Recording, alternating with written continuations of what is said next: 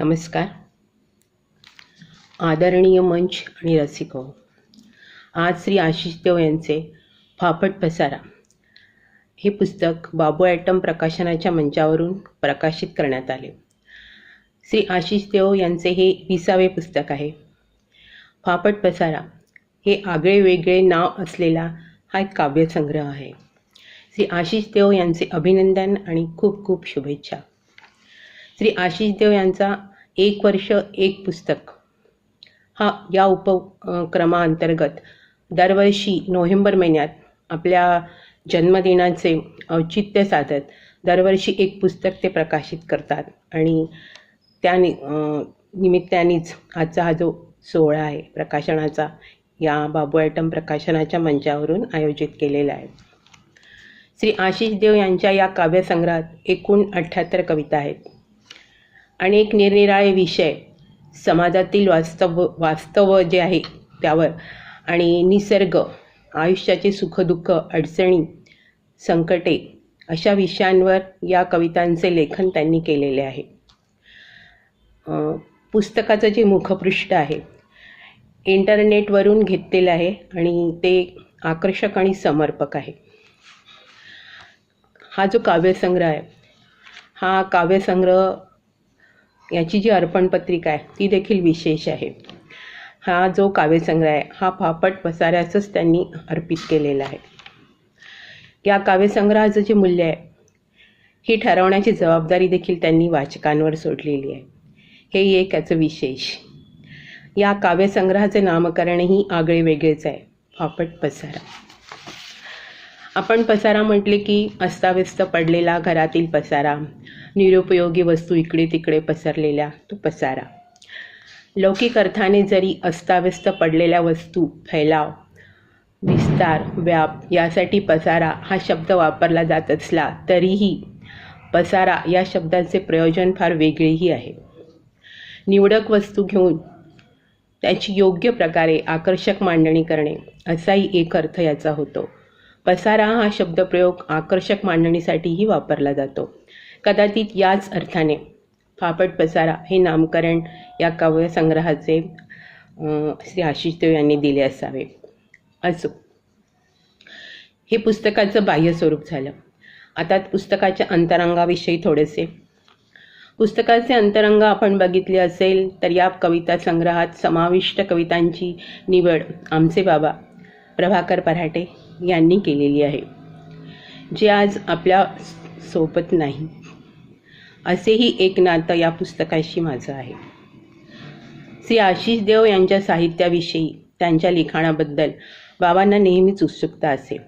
आशिष देव यांच्या लिखाणाला विषयाचे बंधन नाही. त्यांच्या लिखाणाला आध्यात्मिक पाया आहे. तसेच आपले विचार समर्पक व योग्य तसेच कमी शब्दात मांडण्याची कला देखील त्यांना अवगत आहे. आणि याच कारणांमुळे बाबांना आशिष देव यांच्या लिखाणात नेहमी रुची असे आणि त्यांना त्यांच्या लिखाणाबद्दल त्यांचं कौतुकही असे.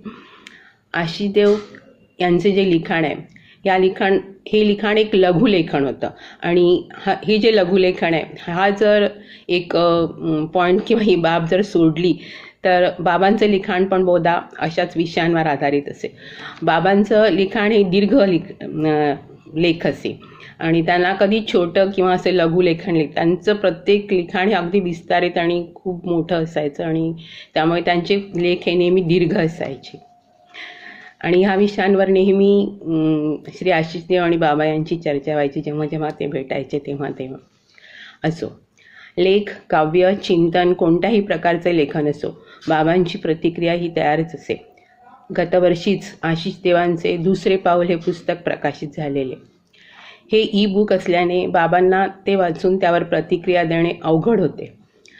त्यांनी त्या पूर्ण पुस्तकाचं प्रिंटआउट काढून मला आणायला सांगितलं आहे आणि त्यांनी ते प्रिंटआउट काढल्यानंतर लगेचच ते पूर्ण वाचून एका बैठकीत पुस्तकाचं पूर्ण वाचन, चिंतन आणि मनन करून आपली प्रतिक्रिया त्यांनी लिहिली आणि मला ती पोस्ट कराव्यास लावली. त्यांच्या या साहित्यावर त्यांनी लिहिलेली म्हणजे बाबू ॲटम प्रकाशनाच्या साहित्यावर त्यांनी लिहिलेली ही त्यांची प्रतिक्रिया ही शेवटची प्रतिक्रिया ठरली आणि अशी कल्पनाही आम्हाला नव्हती की ही जी प्रतिक्रिया आहे ही प्रतिक्रिया शेवटची असेल आणि यानंतर बाबा त्यांच्या साहित्यावर आपली प्रतिक्रिया व्यक्त करू शकणार नाही, त्यांच्या किंवा कोणाच्याही साहित्यावर त्यानंतर ते आपली प्रतिक्रिया व्यक्त करू शकणार नाही. आशिष यांच्या कविता संदेश देणाऱ्या, जीवनाकडे बघण्याचा दृष्टिकोन, आयुष्यात येणारी संकटे, अडचणी, निसर्ग या सर्व बाबी त्यांच्या काव्याद्वारे या काव्यसंग्रहात त्यांनी शब्दबद्ध केलेल्या आहेत.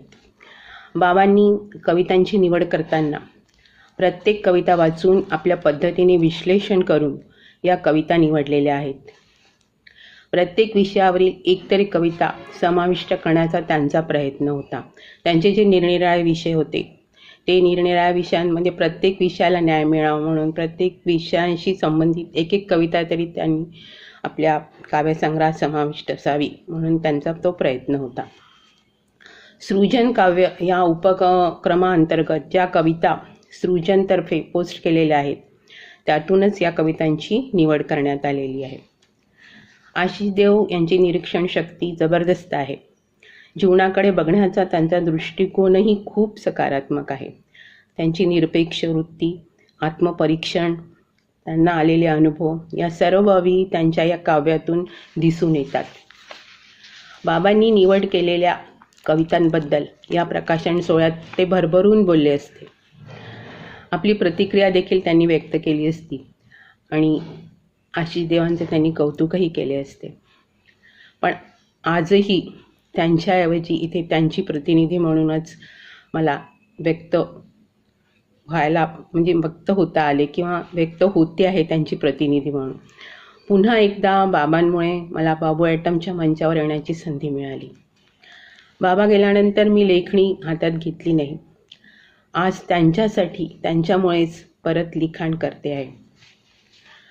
अजून एक विशेष म्हणजे या पुस्तकात बाबू ॲटम प्रकाशनद्वारे प्रकाशित साहित्य सूचित आमचे बाबा प्रभाकर पराटे यांचे नाव समाविष्ट आहे. बाबांची बाबू ॲटम प्रकाशित साहित्य सूचित आपलेही नाव असावे ही खूप इच्छा होती आणि ही इच्छा त्यांनी आशिष देवांजवळ बोलूनही दाखवली होती आणि त्या अनुषंगानेच त्यांचे भारतीय संस्कृती हे पुस्तक बाबू ॲटमद्वारे प्रकाशित करण्यात आले. आणि अशा प्रकारे बाबू ॲटमद्वारे प्रकाशनाचे जे साहित्य आहे त्यांचं प्रकाशित साहित्य त्या साहित्यामध्ये आमच्या बाबांचं भारतीय संस्कृती लेखक प्रभाकर गोविंदराव पराटे असं त्यांचं नाव आलेलं आहे. हे बघून हे बघून त्यांना पण खूप समाधान झालं असतं आणि कुठे जे असतील तिथून त्यांना नक्कीच या गोष्टीमुळे त्यांना समाधान झालेलं असतं. बाबू ॲटम प्रकाशनाच्या प्रती म्हणून मी त्यांच्या प्रती माझी कृतज्ञता व्यक्त करते, त्यांचे आभार. शेवटी मला आणि बाबांना या दोघांनाही आवडलेली एक कविता या ठिकाणी मी त्याचं वाचन करते आहे.